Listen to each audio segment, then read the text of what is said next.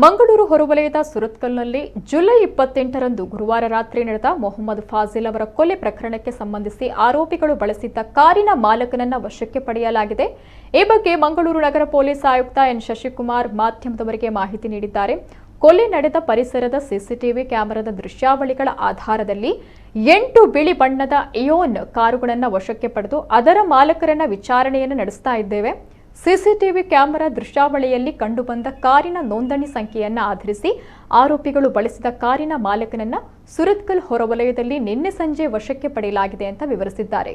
ವಶಕ್ಕೆ ಪಡೆದ ವ್ಯಕ್ತಿ ವಿಚಾರಣೆಯ ವೇಳೆ ನೀಡಿರುವ ಮಾಹಿತಿಯನ್ನು ಆಧರಿಸಿ ತನಿಖೆ ಮುಂದುವರೆದಿದೆ. ಆತನಲ್ಲಿ ಇನ್ನೂ ಒಂದಿಷ್ಟು ಪ್ರಶ್ನೆಗಳನ್ನು ಕೇಳಲಾಗುತ್ತೆ. ಇದರಿಂದ ಕೊಲೆ ಆರೋಪಿಗಳ ಬಗ್ಗೆ ಇನ್ನಷ್ಟು ಮಾಹಿತಿ ಸಿಗುತ್ತೆ.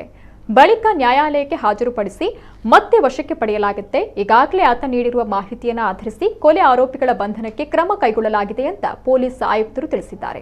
ನಮಗೇನು CCTV ಫುಟೇಜು ಅದರಲ್ಲಿ ಸ್ವಲ್ಪ ಕಾರ್ದು ಟ್ರೇಸಸ್ ಸಿಕ್ಕಿತ್ತು. ಅದರ ಮೇಲೆ ನಿನ್ನೆ ರಾತ್ರಿ ಕೂಡ ಆ ಕಾರು ಹೋಲಿಕೆ ಇರುವಂಥ ನಿನ್ನೆ ಸಂಜೆಯಿಂದ ಸುಮಾರು ವೈಟ್ ಇಯಾನ್ ಕಾರ್ ಏನಿದೆ ಹುಂಡಾ ಇದೆ.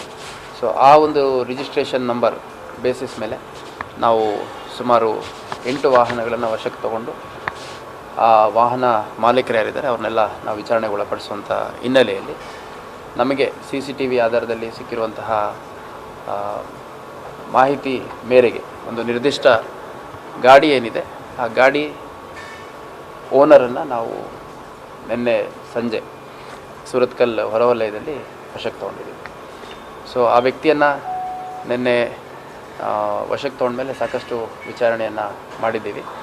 ಆತ ವಿಚಾರಣೆಯಲ್ಲಿ ಕೆಲವು ವಿಷಯಗಳನ್ನು ಡಿಸ್ಕ್ಲೋಸ್ ಮಾಡಿದ್ದಾನೆ. ಅಂದರೆ ಇವರಿಂದ ಯಾರು ವಾಹನ ಬಂದು ತೊಗೊಂಡೋದ್ರು, ಮತ್ತು ವಾಹನ ತೊಗೊಂಡೋಗುವಂಥ ಸಂದರ್ಭದಲ್ಲಿ ಯಾವ ರೀತಿ ಎಷ್ಟು ಹಣ ಕೊಡ್ತೀವಿ ಏನು ಅನ್ನೋದ್ರ ಬಗ್ಗೆ ಹೇಳಿದರು ಅನ್ನೋಂಥ ಕೆಲವು ಮಾಹಿತಿಯನ್ನು ಅವನು ಹೇಳಿದ್ದಾನೆ. ಈಗಷ್ಟೇ ಅವನ್ನ ನಾವು ನ್ಯಾಯಾಲಯದ ಮುಂದೆ ಹಾಜರು ಮಾಡಿ ಮತ್ತೆ ವಶಕ್ಕೆ ಪಡೆಯಲಿದ್ದೇವೆ. ಅದಕ್ಕಿಂತ ಮುಂಚೆ ಇನ್ನೂ ಸ್ವಲ್ಪ ಅವನ ಹತ್ರ ಪ್ರಶ್ನೆಗಳು ಕೇಳೋದಿದೆ, ಕ್ವೆಶನಿಂಗ್ ನಡೆಯುತ್ತೆ. ಆ ಕ್ವೆಶನಿಂಗ್ ನಡೆದ ಮೇಲೆ ಈ ಪ್ರಕರಣದ ಯಾರು ಆರೋಪಿಗಳು ಭಾಗಿಯಾಗಿದ್ದಾರೆ ಅನ್ನುವಂಥದ್ರ ಬಗ್ಗೆ ಒಂದು ನಿರ್ದಿಷ್ಟ ಮಾಹಿತಿ ಸಿಗುತ್ತೆ. ಈಗಾಗಲೇ ಅವನು ಕೊಟ್ಟಿರುವಂಥ ಮಾಹಿತಿ ಮೇಲೆ ಇತರೆ ಆರೋಪಿಗಳು ಯಾರಿದ್ದಾರೆ ಅವ್ರನ್ನ ಬಂಧಿಸಲಿಕ್ಕೆ ನಮ್ಮ ತನಿಖಾ ತಂಡಗಳು ಆಲ್ರೆಡಿ ಮುಂದುವರೆದಿದ್ದಾರೆ. ಆರೋಪಿಗಳಲ್ಲಿ ಒಬ್ಬ ಆರೋಪಿ ಇವನ ಜೊತೆ ಭಾಳ ಒಳ್ಳೆಯ ಸಂಪರ್ಕದಲ್ಲಿರುವಂಥವನು, ಮತ್ತು ಈ ಹಿಂದೆ ಕೂಡ ಹಲವಾರು ಸಂದರ್ಭಗಳಲ್ಲಿ ಕಾರನ್ನು ತೊಗೊಂಡೋಗಿರುವಂಥದ್ದು. ಮತ್ತು ಕಾರು ಒಂದು ಲಾರಿ ಇದೆ, 2 ಕಾರ್ಗಳಿದ್ದಾವೆ. ಹಿಂಗೆ ಬೇಕಿದ್ದಾಗ ಬೇರೆಯವ್ರಿಗೂ ಕೊಡುವಂಥದ್ದು ಕೂಡ ಮಾಡ್ತಾನೆ.